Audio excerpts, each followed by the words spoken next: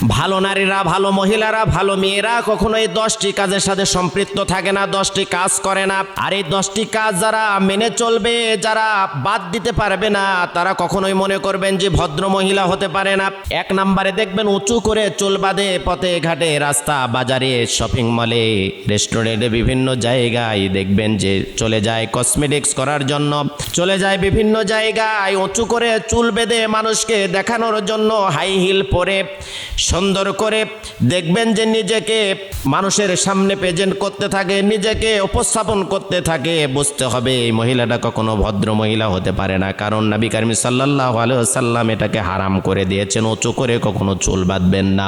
2 নম্বরে নকল চুল লাগাবেন না। আল্লাহ রাব্বুল আলামিন যে চুল দান করেছেন, ওই চুলটার ভিতরে সৌন্দর্য, ওইটার মধ্যে বরকত। নবী করিম সাল্লাল্লাহু আলাইহি ওয়াসাল্লাম চুল লাগানো, নকল চুল লাগানোকে হারাম করে দিয়েছেন। মা বোনেরা, নবী করিম সাল্লাল্লাহু আলাইহি ওয়াসাল্লাম যেটাকে হারাম করেছেন, এইটা ছেড়ে দেওয়াই আমাদের জন্য আদর্শ, উত্তম। এইটার মধ্যে আছে মঙ্গল।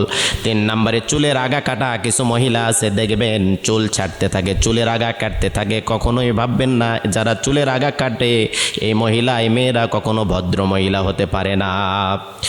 4 নম্বরে পারফিউম ব্যবহার করে হাই হিল পরে মার্কেটে চলে যায়, খুঁজতে থাকে অমুকের মেয়ে, অমুকের নাতি। দেখা যায় যে আপনি এমন পারফিউম ব্যবহার করে গিয়েছেন, আশেপাশে বকাটা যুবকেরা সিজ দিতে থাকে, নজর করতে থাকে, তাকাইতে থাকে। এটা হারাম করেছেন নবীজি। মহিলাদের জন্য পারফিউম ব্যবহার করা হারাম। 5 নম্বরে টাইট ফিট জামা পরা হারাম। যেই জামাটা আপনার অঙ্গের বিভিন্ন দৃশ্যগুলো যুবকদের চোখের সামনে পড়ে যায়, এমন টাইট ফিট পোশাক আপনি পরবেন না। 6 নম্বরে হাতের নখ বড় রাখা। এটা তো রাখে জঙ্গলের হিংস্র প্রাণীগুলো, জীবজন্তুগুলো দেখবেন তারা নখ উঠায় না, বড় বড় করে রাখে। আপনি কেন রাখবেন?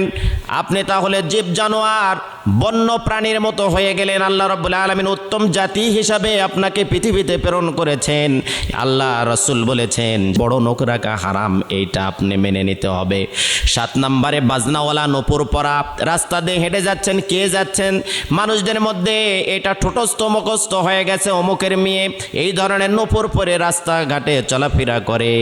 যত যুবকের কানে এই ধরনের নূপুরের বাজনা যাবে, যে না করলে মনের ভেতরে যদি কোনো ধরনের বাজে চিন্তা আসে, তাহলে যে না বিভিন্ন রকমের আছে, এইটাও এক ধরনের বড় গুনাহ। 5 নম্বরে ভ্রু প্লাক করা, চেঁচে চিকন করা। আল্লাহ রাব্বুল আলামিন যে ভ্রু দিয়েছেন এর মধ্যে সৌন্দর্য যারা চেঁচে চিকন করেন, এটা হারাম।